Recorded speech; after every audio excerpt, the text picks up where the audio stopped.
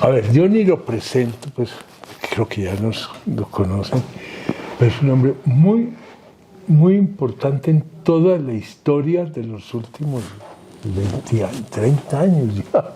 Podría ser. Sí. Podría ser, ¿cierto? Que ha estado atravesada, triste es decirlo, por violencias, ¿cierto? Colombia es un país de violencias, por muchas razones, pero acá estamos ahora viviendo un capítulo que parecería en muchos aspectos que fuera inédito, como una nueva violencia.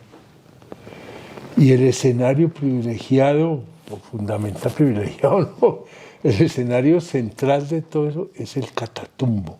¿Qué está pasando en el Catatumbo? Porque uno lo que ve son grupos armados dándose garrote con una población inerme a la que están matando también. Ahí, ¿qué está pasando? Que eso parece que no cuadra con lo que es la visión de lo que ha sido la lucha en Colombia, ¿sí? ¿Cómo la ves vos? Pero fíjate, gracias Juan Manuel por la invitación, No, pero hombre, fíjate, gracias por aquí volver. fíjate que en los últimos 20 años hay unos epicentros de violencia continuada y sin descanso. ¿Sí? Arauca, Catatumbo, Chocó y Cauca. Es decir, allí no ha menguado la violencia. ¿Y qué tienen en común? Sí. Tienen en común que allí se han hecho fuertes organizaciones y grupos armados, ¿sí?, que se disputan el territorio, el control del territorio, fundamentalmente porque tienen grandes intereses fincados allí en esos territorios. Y esos son no solamente políticos, ¿no? No, son intereses, hoy por hoy, son mayoritariamente el interés por las economías, por el control del territorio, lo que significa controlar un pedazo de país. No es un pedazo de tierra, es un pedazo de país con sociedad, con administraciones públicas, ¿sí?, abandonadas por el Estado, ¿sí?, y con recursos. Eso es lo que define el territorio hoy en día. No es el pedazo de tierra baldío, el pedazo de tierra donde no hay nada, ¿sí? No, tierra de nadie. Pues. Exacto, entonces es eso, es esa... Y fíjate que son todos uno de los elementos de esas regiones que acabas de mencionar que tienen en común es una ausencia o precarísima presencia del Estado. Sí, fíjate una cosa, Juan Manuel, sí que la violencia se ha enseñoreado fundamentalmente en las fronteras. Allí es donde los grupos armados de todas las layas que te puedas imaginar, ¿sí?, de todos los orígenes, ¿sí?, han hecho de las fronteras su polo de desarrollo. Allí porque en las fronteras no está el Estado. Porque el Estado no está. Es increíble, sí. Sí. El Estado colombiano se ha hecho a espaldas de la frontera. Y es un Estado, sí, como sí, andino, aquí como concentrado. Mirando al centro, pero el centro no voltea a mirar que hacia atrás hay otro país. Y ese país es un país, sí, que ha requerido y ha clamado al Estado, oiga, somos Colombia también, ¿sí? Pero allí solamente llega, sí, el ejército, sí, cada 4 años y con las urnas para que la gente vote y más nada. Sí. Y desaparece. Y desaparece. A la buena de Dios. Los otros 4 años vuelve el ejército y vuelve la registraduría civil a cedular, a mirar a ver cómo hace, y llegan los políticos a mirar a ver cómo captan un poco de electorado y poco más. Y el Catatumbo ha sido por... Eso ha sido el Catatumbo. Eso ha sido el Catatumbo, increíble. Entonces en el Catatumbo han pelechado la totalidad de las organizaciones armadas, ¿sí?, que existen en el país. Las FARC, el EPL, el ELN, los rastrojos, ahora después que la guerra ha mutado, ahora es las disidencias, el ELN que ha permanecido, los pelusos, ahora el Clan del Golfo, es decir... Y economías ilegales ahí florecientes. Sí, y hay una curiosidad, son 15.000 kilómetros cuadrados, son 13 municipios en el Catatumbo, ¿sí?, y hay 15.000 miembros de las Fuerzas Armadas en ese territorio, casi que 1 por kilómetro cuadrado. Sin embargo, todo lo que ha ocurrido allí ha pasado, ante los ojos. Por las barbas. Por las barbas. Pero ¿sabe por qué? ¿Por qué? Porque tiene una misión diferente. La misionalidad que tienen las Fuerzas Armadas allí en esta región de frontera, es su mirada más allá, del otro lado de la frontera. Están cuidando de la soberanía frente a un potencial, una potencial amenaza, del otro lado de la frontera, del país vecino. Entonces, eso explica el tipo de armamento que tienen. Colombia adquirió hace tal vez como unos 8 o 10 años un paquete de artillería de última generación, los obús Nora, y están allí, para lanzar obuses a 130 kilómetros de distancia. Es decir, no es para combatir la guerrilla ni para combatir los paramilitares, no. Entonces allí tienen una misionalidad que es totalmente legítima, que es totalmente necesaria. Eso no se discute, porque para eso son las Fuerzas Armadas de un Estado, para resguardar la soberanía, para resguardar la seguridad nacional, para resguardar la integridad del territorio. Entonces yo no me meto pues a discutir la misionalidad, lo que resulta paradójico, que es ante los ojos de este contingente tan bien armado, con una misionalidad distinta, está pasando todo esto que pasa. ¿Y ahí qué es lo que impide, qué es lo que paraliza, qué es lo que hace que estas fuerzas militares no atiendan el problema de un conflicto interno? La misionalidad. Pero eso sí es... Sí, la misionalidad. Como estuviera escrito, pues, esculpido en piedra, ¿cierto? Y aquí no pero así son las fuerzas... Y que se caiga el mundo. Sí, pero el poder civil no ha dicho, venga, replanteamos esto. Sí debiera pasar, pero no ha pasado. Esa es la pregunta, ¿ves? ¿Por qué? Porque yo creo que los gobiernos han tenido como otro tipo de prioridades, otro tipo de lecturas, alrededor del manejo de lo que son las amenazas, y hacen un balance entre amenazas internas y amenazas externas. Pero sienten más fuertes las externas que las internas. O creen que es más fácil convivir, coexistir y administrar las amenazas internas. Y hasta donde no hay muchas agencias, actores, protagonistas estatales que están comprometidos con lo que allí sucede y están lucrando también de eso. Bueno, eso sí no podría decirlo, pero muy seguramente si uno siente todo que esto pasa. Hay un enredo, una falta de claridad total y absoluta. Sí, lo cierto es que la presencia del Estado es supremamente precaria. Sí existe y el Estado llega, pero llega de manera insuficiente, de manera inoportuna y de manera precaria. Precaria. Es que esto sería vamos a hacer una acción dura, ¿cierto? Entonces, las gentes en esos territorios ven al Estado como un Estado ausente, y cuando llega el ejército, dice, aquí llega alguien que no me defiende, sino que me viene a atacarme. Cuando vienen los políticos, aquí viene alguien por mi voto, pero no me representan. Cuando viene el ministro viene aquí a tomarse la foto, pero no deja nada. Entonces, ese vacío lo fueron llenando estos grupos. Claro, entonces los grupos terminan haciendo, Juan Manuel... Grupos armados. Grupos armados, independientemente de su motivación, de su origen, vienen haciendo gestión de Estado. En ausencia del Estado. Porque es que un vacío de esos no puede permanecer. Alguien tiene que llenar ese vacío. Claro, entonces empieza a darse, y esto con la prolongación del conflicto, en un conflicto que ha durado tanto... Tan largo, tan degradado. Tan largo que por fortuna se ha logrado el acuerdo del 2016, en la que la guerrilla más grande del continente, en el conflicto más largo interno del hemisferio occidental, deja las armas, hace dejación de armas, se transforma en un movimiento político para desarrollar lucha política sin armas, desafortunadamente está siendo depredado, está siendo asesinado ese movimiento, está haciendo esa esperanza, esa ilusión con el asesinato de los firmantes de paz. Sí, porque le están cayendo como con lista en mano. Pues, más o Con menos. lista en mano, ¿sí? Es lo que está pasando ahora en el Catatumbo, que vamos para allá. Sí. Ahora, ¿qué ha pasado con el ELN? El ELN está gestionando una guerra degradada, una guerra en un país que ya no quiere guerra, una guerra que ha perdido la legitimidad. Nadie aplaude aquí la guerra, nadie se siente contento porque maten a un soldado, nadie aplaude, ¿sí?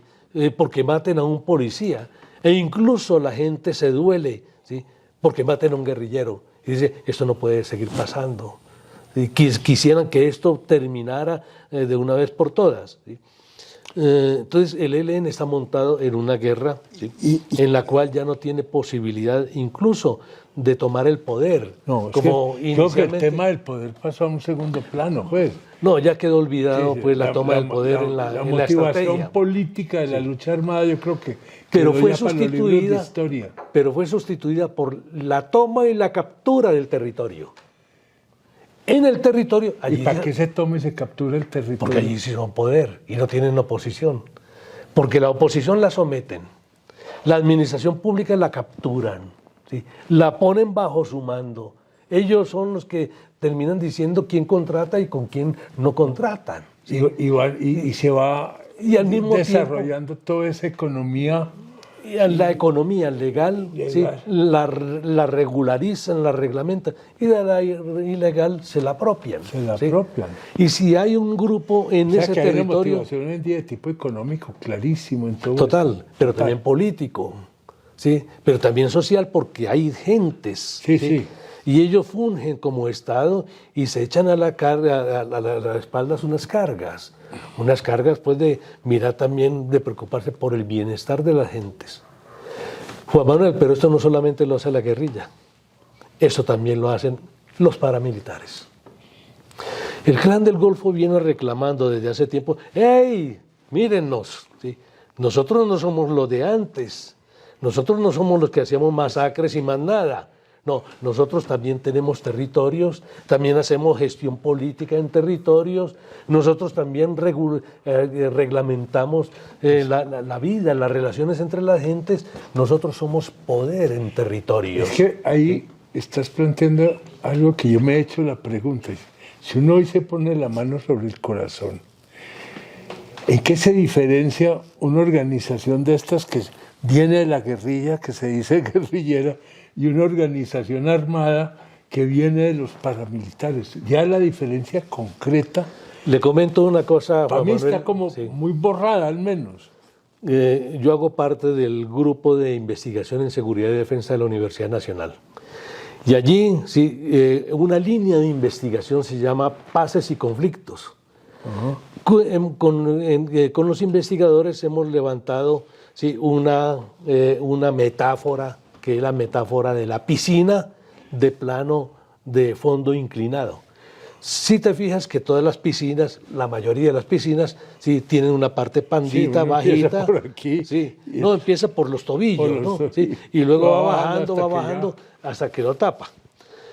Esto para explicar lo siguiente. Cuando las guerrillas nacieron con hechos de violencia. Es decir, con el agua en los tobillos, ¿verdad? ¿Sí? Pensando que el agua sea la violencia, el caudal de violencia, el cúmulo de violencias, ellos se metieron con esta actividad y de manera violenta para hacerse notar y para plantar una confrontación al régimen o al Estado o al gobierno.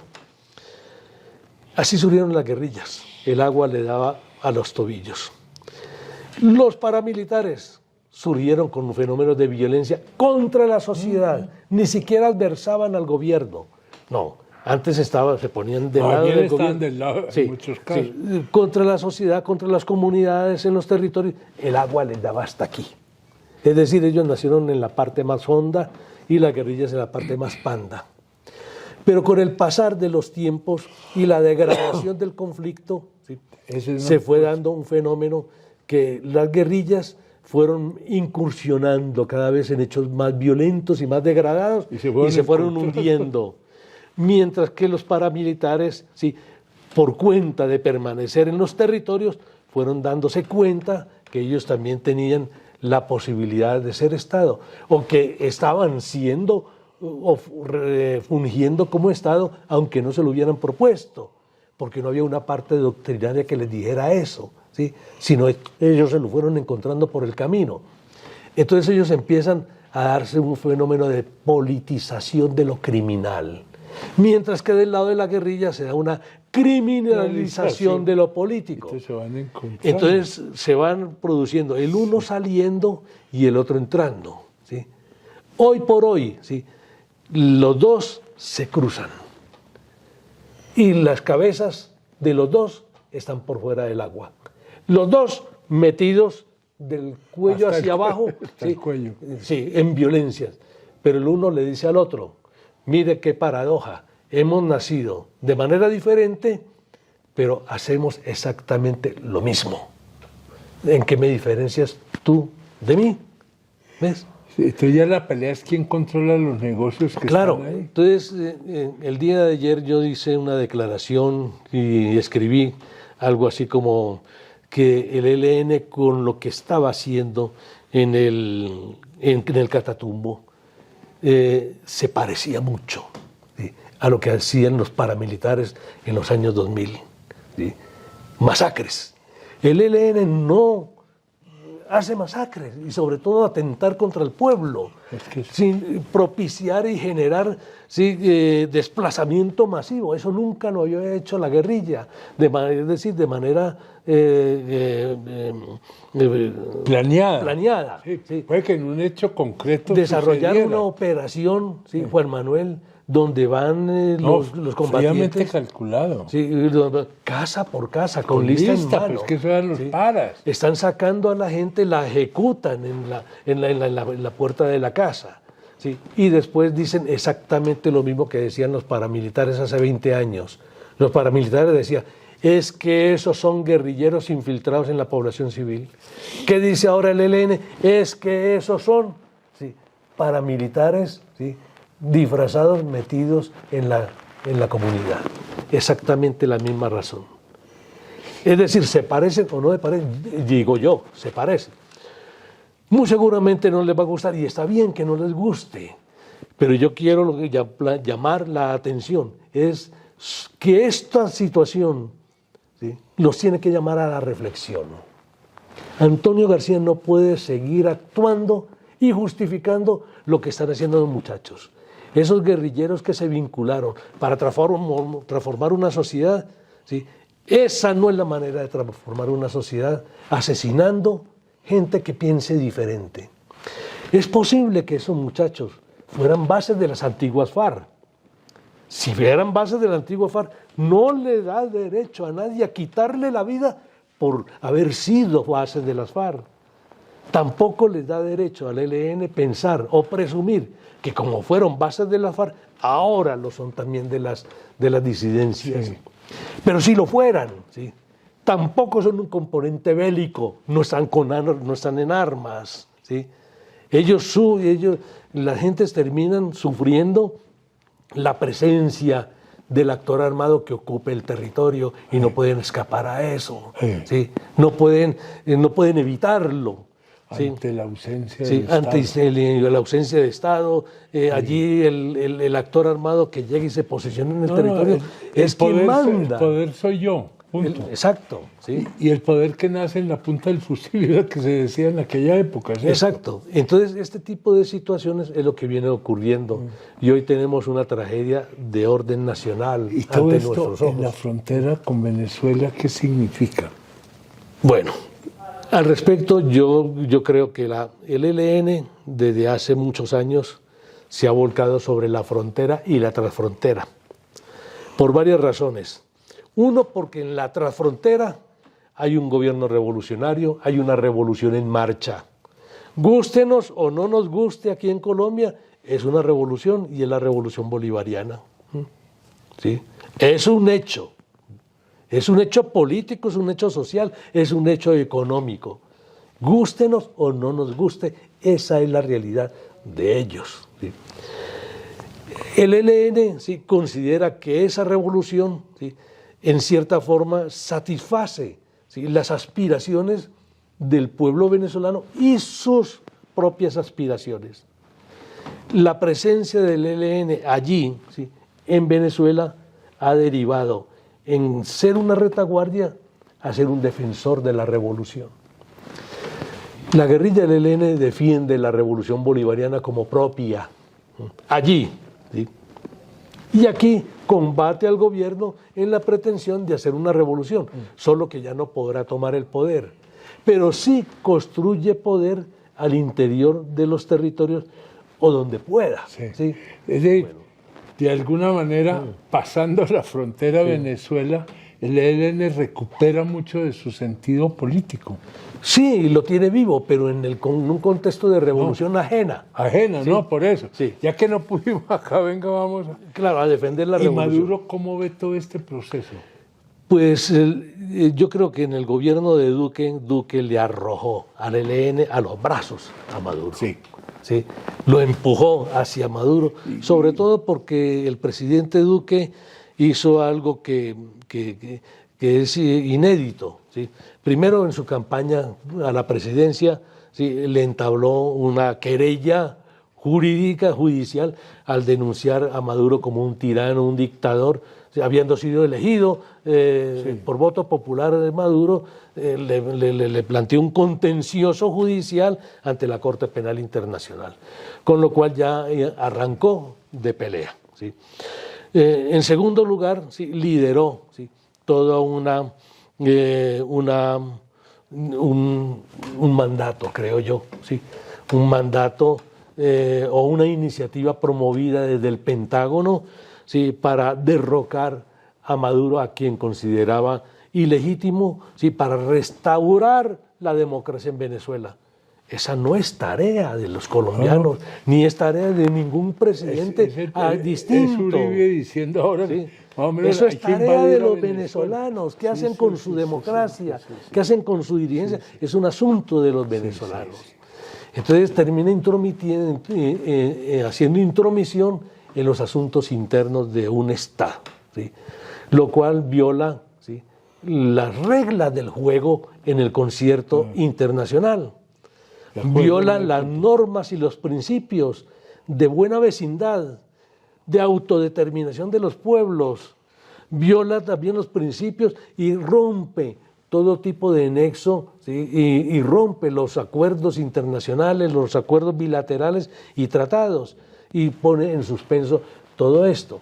Pero al mismo tiempo lidera un grupo de países, que fue el Grupo de Lima, de países que también quieran meterse en esta égida de tumbar a Maduro. Pero fíjate, Esto llevó, permítame, cierro aquí. Sí, redondeas ahí. Esto llevó a que Maduro, en cierta forma, sintiera, ¿sí?, que al tener al ELN aquí en la frontera, ese ELN, de cara a un gobierno hostil, ese ELN podría serle útil en la defensa de la revolución. Sí, entendido. Pues no hay una intencionalidad, pues sí, claro que eso es imposible de juzgar, de Maduro ver en ese ELN allá presente, actuante y cercano como una punta de lanza para venirle a Colombia. No de esa manera, porque Venezuela nunca ha tenido unos ojos de hostilidad hacia Colombia. Hacia Colombia. Es decir, desde Venezuela no se ha buscado derrocar al gobierno, más bien ha sido al contrario. Sí. Ahora, en la actualidad tenemos una situación, ¿sí?, supremamente compleja por lo siguiente. Aquí ganó la izquierda y ganó el presidente Petro. Y uno de los primeros hechos que hizo el presidente Petro fue restaurar los procesos de paz, restaurar, ¿sí?, y restañar las heridas que se habían hecho en el contexto internacional hacia Cuba, hacia Venezuela, y dar reinicio a una manera de relacionamiento con Venezuela diferente. Primero, restablecer los nexos comerciales, reactivar los acuerdos, los tratados de cooperación, de amistad, de hermandad. Y esto ha costado mucho, ¿sí? Que en el contexto actual, ¿sí?, de toma de posesión del presidente Maduro en el día 10, ¿sí?, pasado, el 10 de enero, ¿sí?, en Venezuela, el presidente, mientras muchos rompen relaciones, ¿sí?, el presidente mantiene las relaciones y levanta una voz crítica, desde luego, ¿sí?, pero mantiene las relaciones. ¿Por qué? Porque está velando por los intereses de Colombia. Yo en ese punto estoy porque de acuerdo. Reconstruir, es decir, porque volver a dañar lo que está costando tanto por reconstruir, sería supremamente irresponsable. Es como una locura pensar el conflicto Colombia-Venezuela. Por mil razones están llamados a entenderse. No compartimos gobierno, listo, pero respetemos esas posiciones y tengamos en cuenta la población fronteriza, los desplazamientos humanos que hay de un lado para otro. Seamos más materialistas. El potencial económico de Venezuela para la industria colombiana, ¿se acuerda que era el segundo mercado nuestro después de Estados Unidos? Imagínate que ya teníamos por razones que sean puramente económicas. Es que Colombia y Venezuela Colombia llegó a tener un comercio del orden de los 8.000 millones de dólares. ¿Sí? Y los perdió por una actuación irresponsable. ¿Sí? Por ponerse uno a tratar de ordenarle la política a los dos. Pero ¿sabe qué pasó? Que el comercio siguió dándose. Pero el comercio, sí, por debajo. Por debajo. Sí. No, porque es que hay necesidades que usted no puede callar. Un mercado regularizado, un mercado que paga impuestos, que paga las aduanas, normalizado, a la vista legal, ¿sí? Terminó siendo manejado por las mafias y por los grupos armados de todas las layas. ¿Sí? Terminó siendo controlado ese mercado de la ilegalidad. Oiga, usted y yo nos podemos quedar hablando aquí todo el día. Sí.